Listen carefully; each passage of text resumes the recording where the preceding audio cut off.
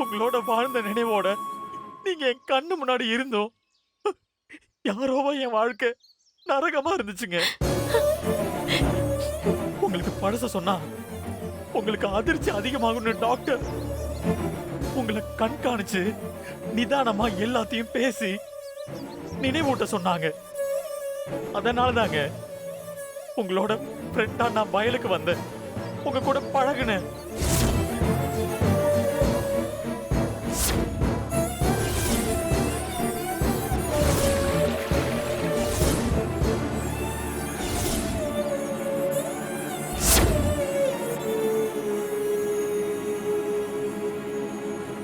என் மனைவியையே எவனோ ஒருத்தன் பொண்ணு பாக்குறான்னு அவனை துரத்தி அடிக்க உங்க கூட சேர்ந்து டிராமா பண்ணேன். உங்க வீட்டுக்கு வந்தேன், அன்பை சொன்னேன். உங்களை அம்மா முன்ன நான் நிறுத்ததாங்க நினைச்சேன்.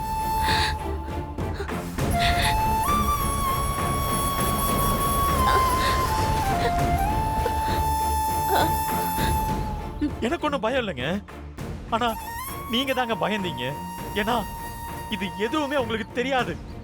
உங்களை தேடி வந்த அஞ்சலியால உங்களுக்கு இனிமே எதுவுமே நடந்துடக்கூடாதுன்னு அம்மாவும் நானும் உங்களை வீட்டுக்கு கூட்டிட்டு வர முடிவெடுத்தோம்.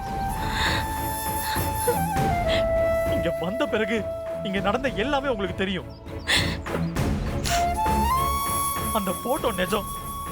ஏன்னா நீங்களும் நானும் நம்ம பந்தமும் நிஜங்க.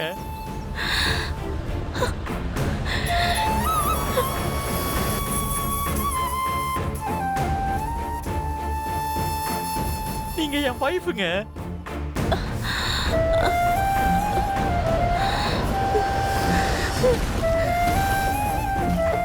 நீங்க மறுத்தாலும் யார் என்ன நினைச்சாலும் நீங்க மட்டும்தான் என் வைஃப்.